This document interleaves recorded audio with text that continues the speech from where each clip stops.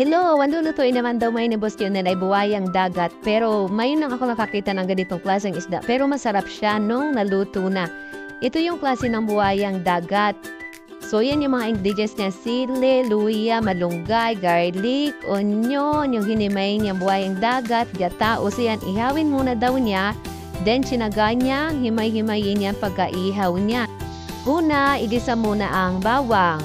Pagkaluto ng bawang, sunod naman ang sili, ang luya. Ilagay na ang onion. So, gisahin lang din siya. Pagkaluto na at nagisa na ang mabuti, ilagay na ang hinimay-himay na buwayang dagat. So, kailangan lutong-luto daw yung buwayang dagat sa kailangan talaga is bisang-gisa siya. Lagyan niya ito ng pampalasa, nilagyan niya ajinomoto, nilagyan niya ng suka kasi pampatanggal daw ng lansa yung suka. So, nilagyan niya ng patis. Ngayon lang talaga ako nakakain ng ganito at ngayon lang din ako nakakita ng ganitong ibang uri ng isda. Ilagay na yung gata.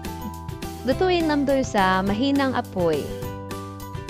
Lagyan ng salt, black pepper. Hayaan lang itong kumulo. Pagka luto na yung gata, sunod na natin yung ating gulay, ang malunggay leaves. Hayaang kumulo hanggang maluto na ito at hintayin lang na magkalangis ang gata.